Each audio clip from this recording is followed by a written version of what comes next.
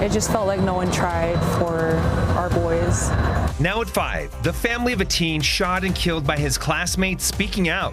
What they're saying about the shooter's sentence, and is it enough to bring them closure? Plus, kidnapping and child brides. A self-proclaimed prophet and his wives now behind bars. The evidence that helped put them there. And we don't do every man for himself. It's all one. Remembering the attack on Pearl Harbor, how Utah veterans are honoring the thousands of Americans killed. Live, we're there for you. ABC 4 News at 5 starts now.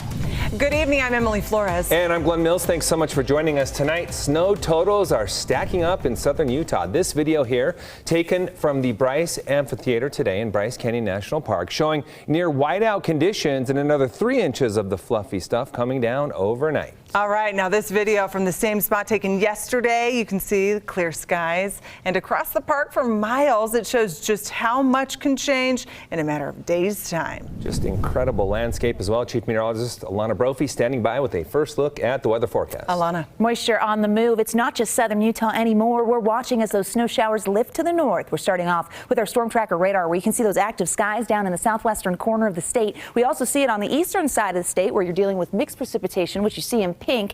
In northern Utah, we're watching as that moisture kind of lifts towards us, and we know that means snow shower potential. Zooming in, we take a good look. What you're seeing in pink towards Utah County is mixed, but cold temperatures will switch that to snow. Snow starting to fill in on the southern end of the valley. Tooele County is part of this as well. And as you kind of zoom in a little closer, Heber and the backside of the Wasatch going to get in on that action. We jump over to eastern Utah, where you're seeing that rain and mix precipitation towards Moab. Not a surprise, where temperatures are a little milder. And then we jump down south. We're towards the Grand Staircase area. We have seen snow falling, but now Cedar City, we've got it sticking on the grounds, and it's something we're watching really closely. So we've got this winter weather advisory. We knew about southern Utah, but the new advisory in the last hour shows it for the north. Taking a look, you can see as we deal with that winter weather advisory in the north, it extends all the way up to Ogden from Utah County, and we are looking at accumulations. Now the southern advisory expires at 8 p.m. The northern, 2 a.m. How much snow to expect and the evening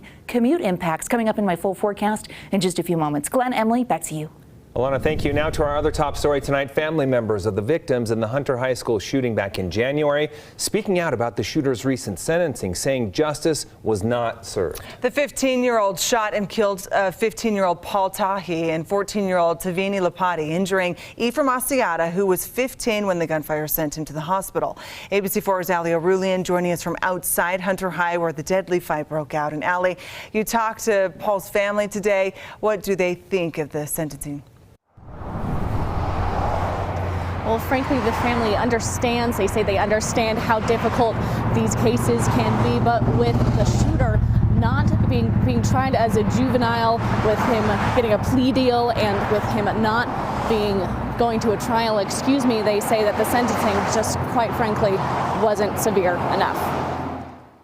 The case is closed for the 15-year-old shooter who killed 2 teenage boys and injured another. And the families of the victims are more than just disappointed. It's heartbreaking, honestly. The shooter taking a plea deal. According to court documents, the shooter is pleading guilty for 2 counts of manslaughter and 1 count of discharge of a firearm.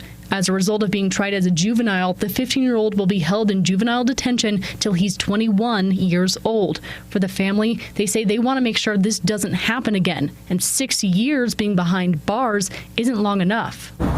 We didn't see it necessary for him to be put away for life, but we did want to see a consequence that would kind of make us get closure with what happened. I talked to the cousin of victim Paul Tahi, who says he was like a little brother to her. She says her family has dealt with the court system before, saying this was the first time they've been on the state side, and they put a lot of trust into the system. But she says the sentencing felt like a slap on the wrist, and no one fought for justice for the victims. It just felt like no one tried for our boys. We lost, there's 2 families who don't have a son that's returning home, and then 1 kid his future is out the door. Initial charging documents saying one of the witnesses claims the shooter was bullied by the victims. In response to these claims, Paul's cousin says the school should have handled that much sooner, and that no kid should ever feel the need to bring a gun to school. we're kind of just wondering why the school didn't address that to us, because that's one thing we would have nipped in the bud had we known. She says the families of the victims are still heartbroken, and Paul deserved better. Like, he didn't have an easy life. Like, this is a kid that was sleeping over a family member's house just to get to school. So we just didn't want it to end like this. The family will be holding a vigil tomorrow at 3 p.m. in protest of the sentencing. You can find more information on our website, abc4.com. Reporting live in West Valley, I'm Allie O'Roulean, ABC4 News. Thank you, Allie. Well, new information from police in the last hour could lead to closure for the family of Isabel Parr. Yeah, Provo officers have identified 2 vehicles that could lead them to the driver who fled the scene after crashing into the 21-year-old while she was jogging last week. That crash killing her. Investigators asking for anyone who recognizes these vehicles you're going to see right here to reach out. Police say the cars in question are a 4-door dark-colored truck and a dark-colored crossover SUV.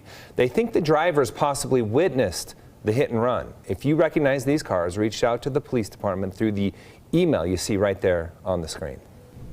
And now to a new development in the lawsuit against Brian Laundrie's family. Gavin Petito's family want to add the Laundrie's lawyer as a co-defendant. The Petito's legal team filing a motion to sue Stephen Bertolino, in addition to the Laundries, for allegedly knowing their son had murdered Gabby, but doing nothing to help the investigation. Well, Petito's parents allege the Laundries and their attorney, Stephen Bertolino, knew their daughter was gone at the time they released a statement in September, expressing hope for her safe return home.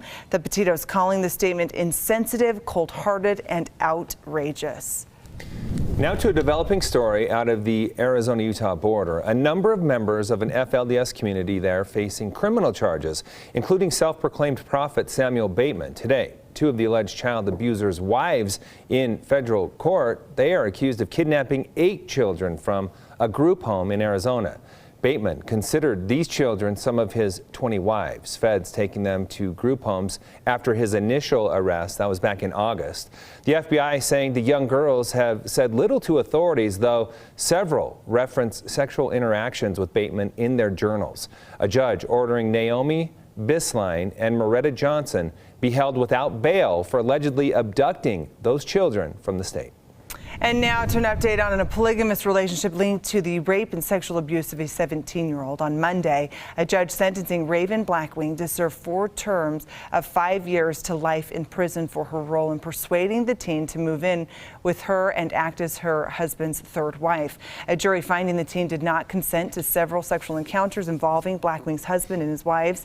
Blackwing is already in prison for breaking into a West Jordan home with her husband's other wife back in 2014. Now, the women were dressed as ninjas, armed with a taser and a syringe, we're told.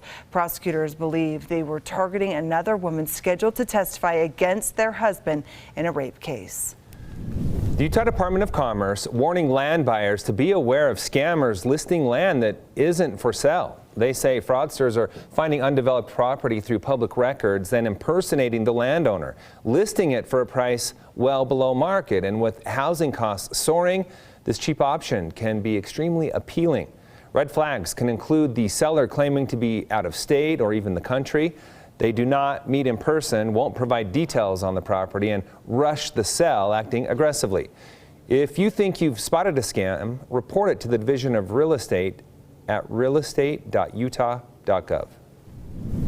And today, the flag outside of the ABC4 station flying at half-staff. Governor Spencer Cox joining President Joe Biden to order flags be lowered in honor of Pearl Harbor Remembrance Day, now officially declared in Utah as the day to remember the attack on a Hawaii naval base in 1941. Now, the anniversary of the Pearl Harbor attack touches the hearts of millions of Americans 81 years later. Veterans in Ogden honoring those lost on the day of infamy. Fire.